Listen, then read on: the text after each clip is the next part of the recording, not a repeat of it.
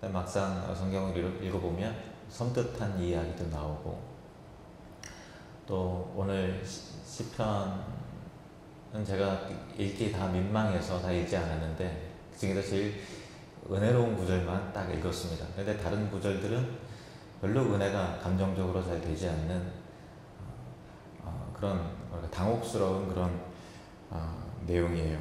그러니까 분노와 저주가 가득하고 또 적개심으로 가득하죠. 대표적으로 우리가 읽은 시편 109편이 그렇습니다. 우리가 4절을 읽었습니다마는 5절부터 쭉 한번 좀 여러분 성경책 보고서 읽어보시면,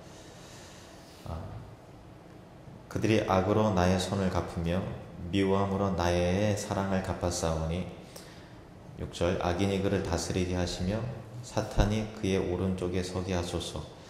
그가 심판을 받을 때에 죄인이 되어 나오게 하시며 그의 기도가 죄로 변하게 하시며 그의 연수가 짧게 하시며 그의 직분을 타인이 빼앗게 하시며 그의 자녀는 고아가 되고 그의 아내는 과부가 되며, 10절을 말씀해 보면 그의 자녀들은 유리하고 구걸하고 그들이 황폐한 집을 떠나 빌어먹게 하소서. 좀 심하죠, 그죠? 그 자녀들이 유리하고 구걸하고 빌어먹게 해달라고 이렇게 하나님 앞에 간청하는 거예요. 11절 보시면 고리대금하는 자가 그의 소유를 다 빼앗게 하시며 그가 수고한 것을 낯선 사람이 탈취하게 하시며 그에게 인애를 베풀 자가 없게 하시며 그의 고아에게, 그 자녀를 말하는 것입니다. 그의 고아에게 은혜를 베풀 자도 없게 하시며 그의 자손이 끊어지게 하시며 후대에 그들의 이름이 지워지게 하소서. 여호와는 그의 조상들의 죄악을 기억하시며 그의 어머니의 죄를 지워버리지 마시고 그 죄악을 항상 여호와 앞에 있게 하사 그들의 기억을 땅에서 끊으소서. 어때요? 좀 세죠? 우리가 성경에서 이런 부분을 대하면 대부분 꼼꼼하게 읽지 않아서 이런 게 있으신지도 모르고 그냥 성경 읽으신 분도 많이 계시고요. 또 이렇게 꼼꼼하게 읽다가 이런 게 좀 뭐랄까 은혜롭지 못한 저주와 또 어떤 적개심이 가득한 분노가 서려 있는 이를 가는 이런 모습을 보면 그냥 안 본 걸로 치고 그냥 지나치는 경우가 많이 있어요. 그냥 예를 들면 무슨 뜻이 있겠지 이해는 안 가지만 그래도 내가 알지 못한 또 깊은 뜻이 있겠지, 이렇게 생각을 하게 되죠. 설교자 입장에서도요, 차례대로 제가 다윗의 시를 연속적으로 찾아서 강의를 하니까 이 본문을 다루는 거지, 만약에 그냥 자유롭게 제가 주제별로 제목 설교를 한다고 하면 이 본문으로 설교할 이유가 전혀 없는 이 본문이에요. 왜냐하면 누가 은혜로운 본문으로 설교를 하고 싶지, 이렇게 그 저주하고 욕하고 이를 가는 이 본문으로 무슨 선한 게 나오겠어요. 물론 하나님 안에서 선하지만 표현이 그렇다면 그런 거죠. 그리고 또 원수라도 사랑하라는 예수님의 가르침과 잘 조화가 되지 않기 때문에 설교를 할 경우 은혜롭지도 못할 뿐더러 설교를 들은 성도들 역시도 그래, 내가 분노하는 것은 정당한 거야, 이렇게 자기의 어떤 분노와 또 적개심을 또 정당화하는 또 오류를 범할 수도 있기 때문에 참 난감한 거죠. 그러나 분명한 것은 성경이 있다라는 거예요. 그렇기 때문에 불편함을 감수해야 되는 것이고, 애써 외면하는 것도, 없는 척 하는 것도 또 온당하지 못한 그런 것일 것입니다. 우리도 사실 증오와 미움의 감정이 있죠. 그러나 이렇게 살벌하게 표현을 하거나 그 자녀들이 빌어먹게 해달라고, 유리하며 방황하게 해달라고, 또 그 자녀가 고아가 되고 그 남편은, 그 아내는 과부가 되며 또 고리대금 업자가 늘 쫓아다니게 해달라고 그렇게 기도는 안 하지 않습니까? 이렇게 증오로 가득 차 있는 사람은 별로 없는 것 같아요. 그런데 그 이유가 이 시편 기자 다윗보다도 우리가 더 영적으로 성숙하거나 은혜롭고 사랑이 많아서 고상하기 때문에 너그러운 사람이기 때문에 그런 것이 아니라 진짜 적개심을 품을 만한 극악한 원수를 우리가 만나보지 못했기 때문에 그런 것일 수 있죠. 그리고 이 시편 기자들은 야만적인 형벌과 학살과 폭력 속에서 살았고 그들 주위의 모든 나라에서는 피의 제사를 드리고 인간의 제사를 드리고 있었으니까 우리는 그들보다 훨씬 더 온건한 세상에서 살고 있기 때문에 이렇게 이 시편 109편을 읽어보면 언뜻 와닿지 않는 그런 부분이 있을 수 있습니다. 그렇다면 시편 109편은 적개심이 가득한 그 기도가 우리에게 어떤 메시지를 줄 수 있을까요? 첫 번째는 이것이 예수 그리스도의 그 순환의 예표입니다. 사도행전 1장에 보면 이 대상이 가룟 유다로, 그 원수가 가룟 유다로 표현이 되어 있는 그런 부분이 나오죠. 그래서 이 구속사적으로 예수 그리스도의 어떤 순환과 그리고 또 그 범죄자, 배반자, 가룟 유다를 염두하고 다윗이 예언한 그런 시입니다. 그것은 짧게 이렇게 간단히 언급하고 들어가고, 그런 상황적으로 다윗의 그 분노를 우리가 좀 이렇게 생각해 보면 왜 다윗은 분노했을까? 5절 말씀을 보실까요? 5절. 오늘 스크린이 안 되니까 성경책을 보시면 됩니다. 5절 함께 있습니다. 그들이 악으로 나의 손을 갚으며 미워함으로 나의 사랑을 갚았사오니. 악으로 나의 손을 갚으며 미워함으로 나의 사랑을 갚았사오니. 그러니까 손을 악으로 갚는 어떤 악인지는 분명하게 나와 있지 않습니다. 근데 손을 악으로 갚는, 악을 당하는 그런 상황이었고요. 16절 말씀도 보실까요? 16절 같이 있습니다. 그가 인자를 베풀 일은 생각하지 아니하고 가난하고 궁핍한 자와 마음이 상한 자와를 핍박하려 죽이려 하였기 때문이니이다. 마음이 상한 자를 핍박하여 죽이려 하였기 때문이니이다. 구체적인 죄는 나오지 않지만 가난하고 궁핍한 자, 마음이 상한 자를 핍박하고 억울하게 하고 또 죽게 하는 그런 악을 저질렀다라고 하는 그런 것이죠. 우리가 늘 선하고 또 인자하게 살 수 있을까요? 저는 작년에 어떤 자매를 만났습니다. 다른 교회 다니는 어떤 자매를 만났는데 저를 찾아왔습니다. 그리고 기가 막힌 일을 당한 일을 하소연하기 시작했는데 자기 남편이 어떤 여자에게 바람이 나서 이제 그 꼬리를 잡은 그런 상황이었고, 자매가 남편에게 심한 배신감을 느꼈고요. 그리고 그 여자를 찾아가서 더 이상 내 남편을 만나지 말아달라고 말을 했는데 그 여자가 오히려 눈을 똑바로 뜨면서 이렇게 얘기했다는 거예요. 이제는 내 남자지 당신 남자가 아니야. 당신에게서 당신 그 남자를 빼앗고 말겠어. 이렇게 눈을 부릅뜨고 똑바로 그렇게 얘기를 했다는 거예요. 그리고 머리 꼬들고서 싸우고, 근데 그 남편이 그 여자 편을 들더라는 거죠.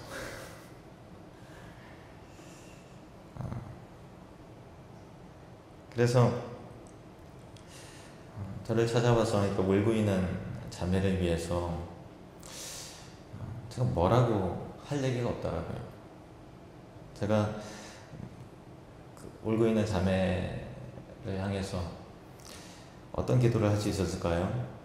남편을 빼앗고 가정을 깨뜨리려고 한 그 여자를 부디 너그럽게 용서할 수 있는 마음을 달라고 그렇게 기도를 하는 것이 옳을까요? 그렇게 기도하지 않았습니다. 하나님께서 세우신 이 가정을 무너뜨리려고 하는 그 악한 여자를, 그 음녀를 용서하지 마시고 반드시 벌하시고 심판해 주십시오. 그렇게 기도를 했습니다.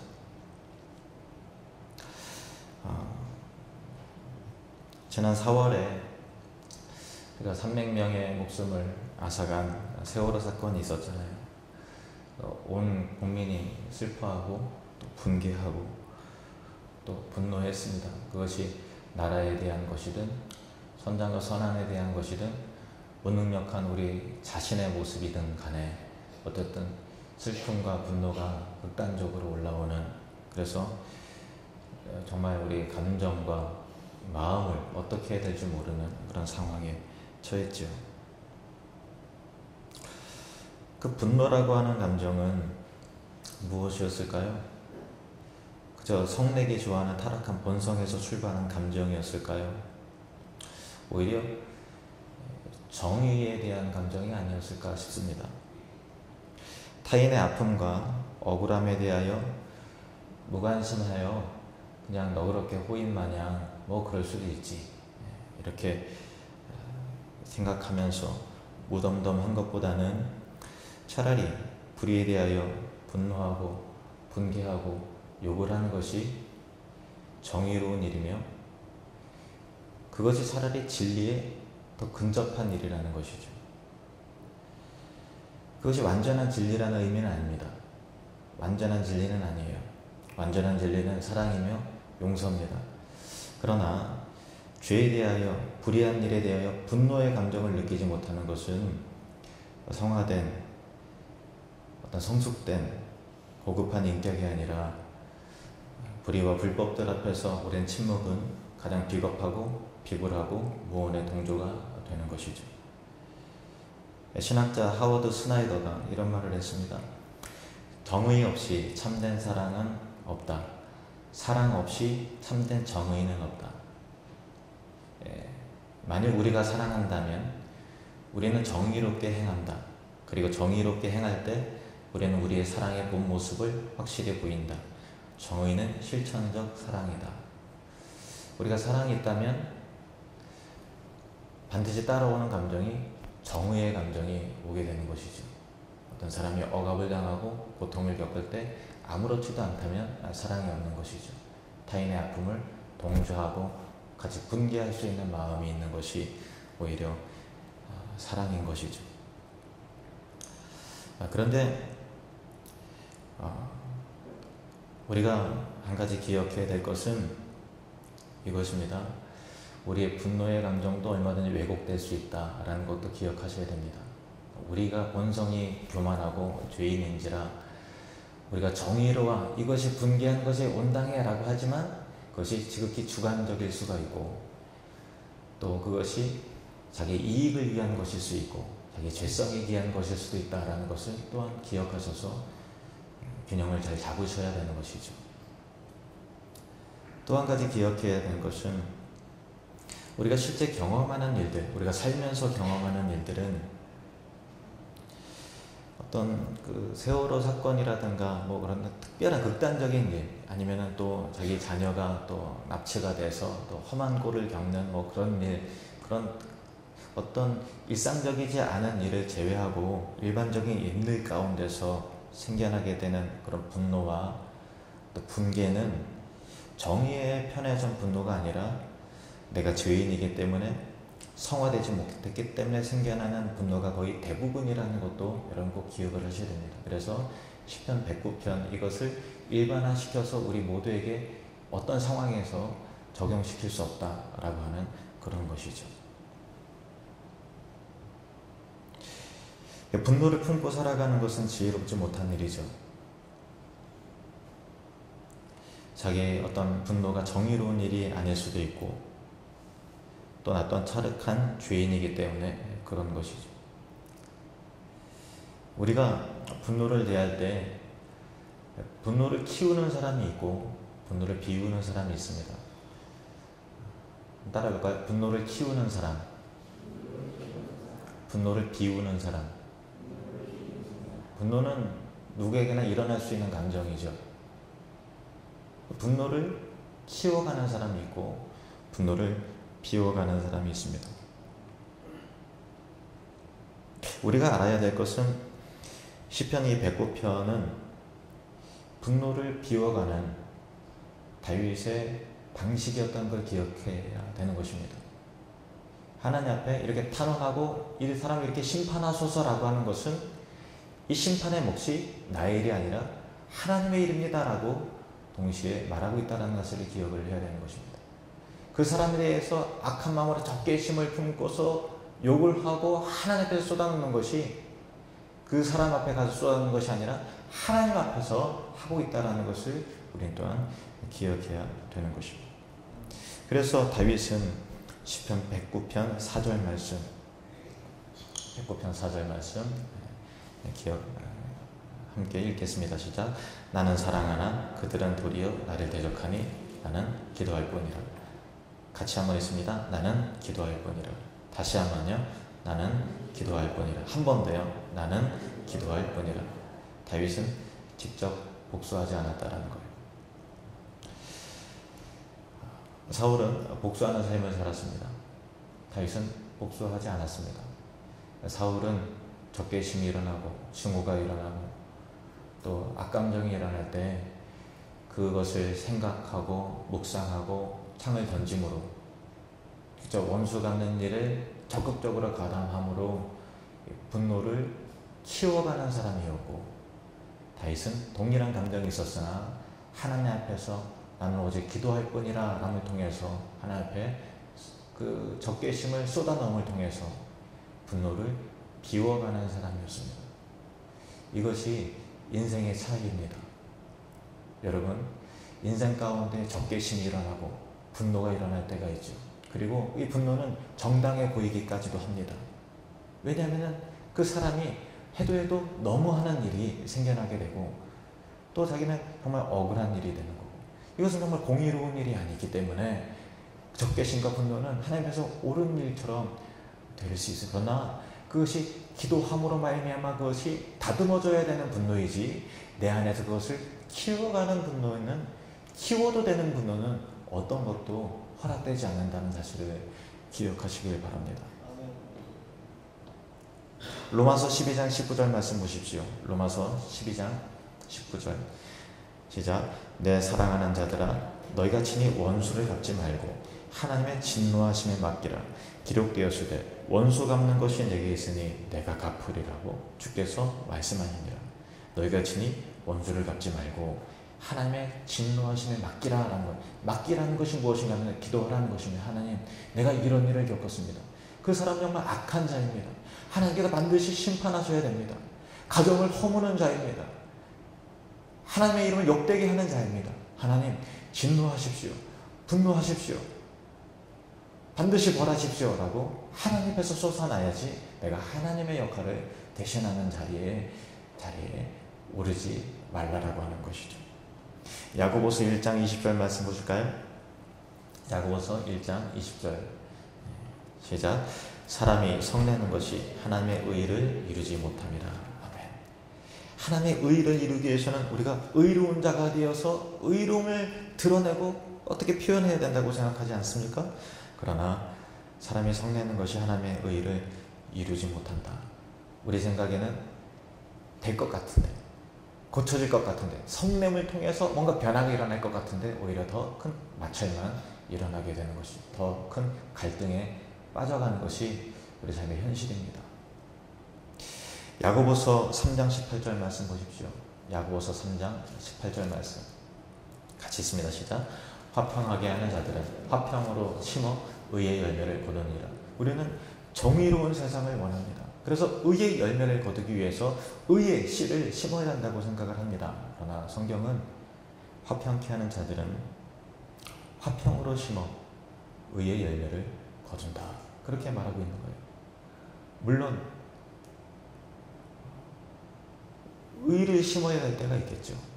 그러나 대부분 여러분들 아시는 바와 같이 의는 자기 의로 기결이 되고 변질이 될 가능성이 많이 있고 더 큰 갈등을 야기시킬 때가 대부분입니다.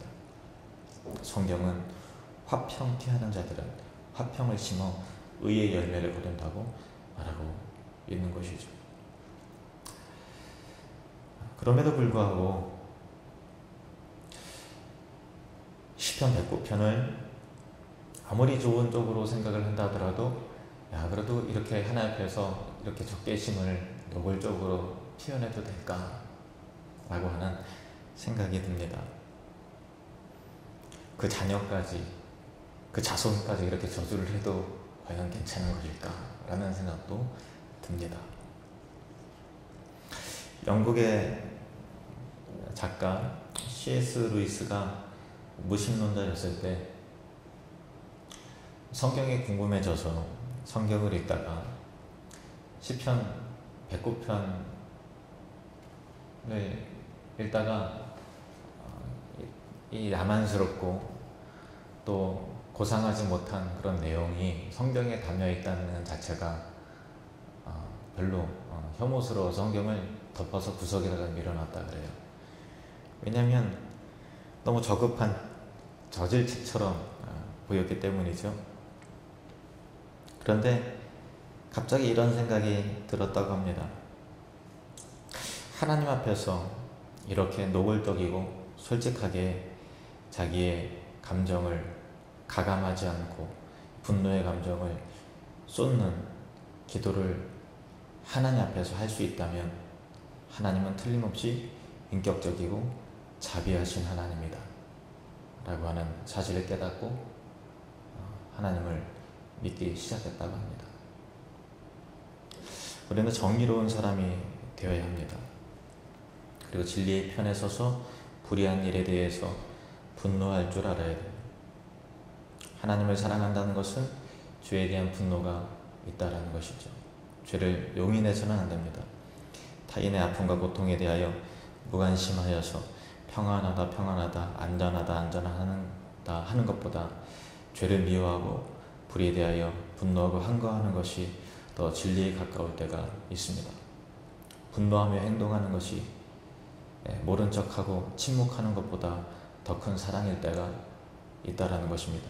그러나 그것이 전부가 아니죠. 기도가 다윗이 나는 기도할 뿐이라 라고 말하는 것 같이 기도가 뒷받지 않는 정의는 자기 의인 것입니다. 기도가 뒷받지 않는 정의는 의의 열매를 거둘 수 없습니다.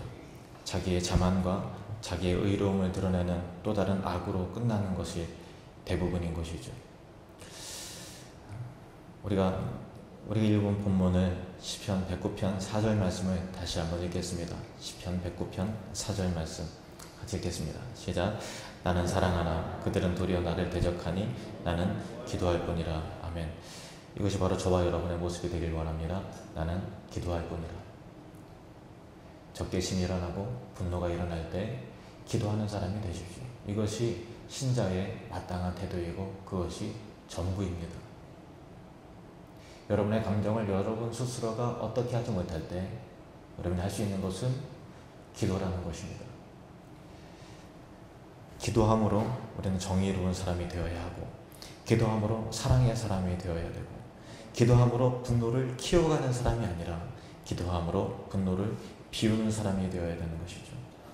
기도 없이 우리는 정의로운 사람이 될 수 없고 기도 없이 우리는 사랑의 사람이 될 수 없고 하나님의 도우심 없이 하나님께서 기대하시는 어떤 사람도 될 수 없다는 사실을 꼭 기억하시길 바랍니다. 이 시간 우리가 통성으로 기도하길 원합니다. 통성으로 기도할 때 하나님 죄를 미워하는 정의로운 사람이 되게 하시고 또 사랑의 사람이 되게 하시고 기도함으로 분노를 키우는 사람이 아니라 분노를 비우는 사람이 되게 해주시옵소서. 분노가 비워지는 사람이 되게 사울처럼 분노로 적개심으로 가득해서 온 인생을 원수 가운데 다 낭비하는 사람이 되는 것이 아니라 사랑하는 사람이 되게 해달라고 그러나 동시에 죄를 미워하는 거룩한 사람이 되게 해달라고 다 같이 우리 주님의 이름을 크게 한번 부르고 통성으로 기도하시겠습니다. 주여